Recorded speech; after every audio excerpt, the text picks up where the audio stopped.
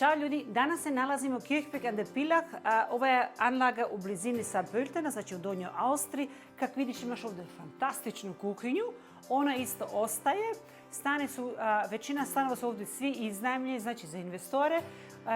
Jako dobra opcija. Imaš išto ovdje ovaj šporet gdje možeš da griješ.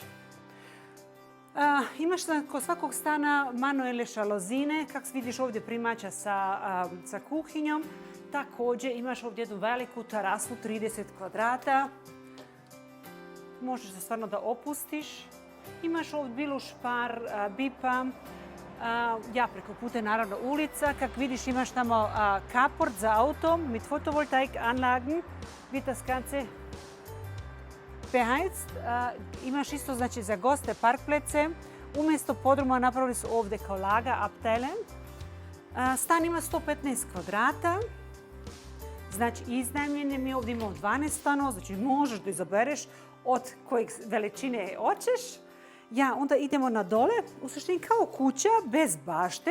Stane na prvome spratu, znači prvi i drugi. Nemaš lifta, nego moraš se u stepenice da penješ. Znači za nekoga sa dječjim kolicima malo teško, znači tu se ulazi. Ovdje imaš jedan jako lijep isto znači hodnik, toalete isto također. Imaš u stanu 2 toaleta što je jako praktično. Greje se znači sa podnim grejanjem. Imaš u zgradi flüssiggas, ima se od Erdwärme, znači ne znam kako se kaže na naš, a iz zemlje dolazi grejanje. Ovdje znači spavača. Taj namještaj ne ostaje.